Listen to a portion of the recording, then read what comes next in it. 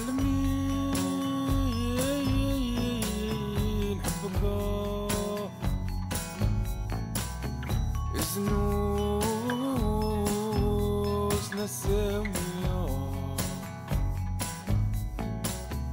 دفنوني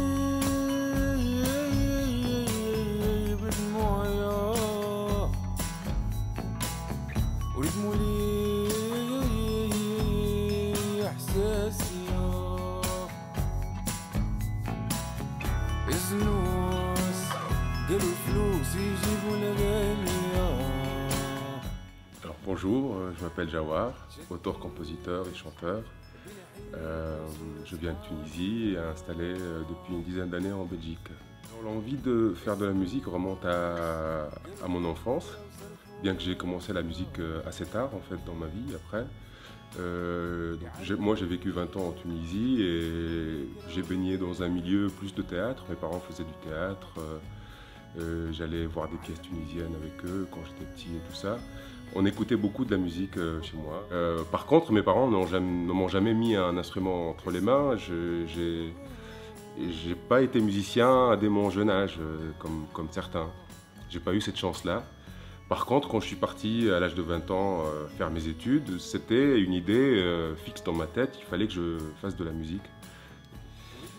En style musical, moi je dirais que c'est un peu un mélange entre ma culture d'enfance, qui est la musique arabe, Kalsoum, Cheikh Imam, Marcel Khalifa, tous ces gens que j'écoutais quand j'étais petit, et un peu ma culture, ma propre culture que j'ai développée en voyageant tout seul, celle que j'ai cultivée de mon propre gré, on va dire, qui vient plus du folk occidental. Pourquoi ce retour aux sources par rapport au premier album ? J'ai eu envie de retourner à des choses plus concrètes et de renouer un peu avec mon pays. Et j'ai fait une première création avec cette compagnie qui s'appelle Hope Story, Histoire d'amour, qui traitait de sexe et d'amour dans le monde arabe, qui a fait beaucoup de bruit en Tunisie, et dans laquelle je jouais et pour laquelle je composais la musique et que je jouais en live aussi.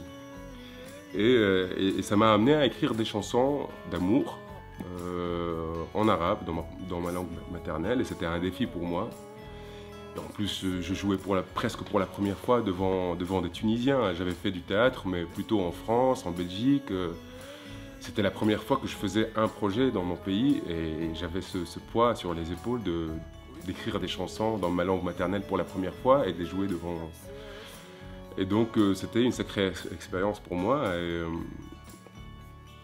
Et j'ai pris goût en fait à écrire dans ma langue maternelle depuis, et donc j'ai continué à le faire, et ce qui fait l'album aujourd'hui, Kibla Okobla,